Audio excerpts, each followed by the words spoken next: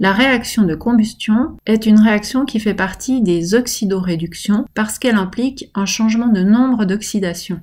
Cette réaction implique toujours une molécule organique, donc quelque chose qui est composé de carbone, d'hydrogène et éventuellement d'oxygène. Je l'ai mis ici au Z, mais je peux le mettre en parenthèse parce que c'est pas forcément nécessaire. Ça peut être ce qu'on appelle un hydrocarbure, donc constitué que de carbone et d'hydrogène. On a toujours besoin, en plus de ce qu'on appelle le combustible, d'un comburant, c'est l'oxygène, c'est-à-dire en fait c'est quelque chose qui va permettre de changer leur nombre d'oxydation. On va créer normalement du CO2. Parfois du monoxyde de carbone, CO ou du carbone, si on manque d'oxygène, mais on partira sur le principe que normalement c'est du CO2. Et la réaction libérera également de l'eau. Donc pour reconnaître une combustion, je dois avoir une molécule organique qui réagit avec de l'oxygène. Cela donne un oxyde du carbone ou du carbone et de l'eau.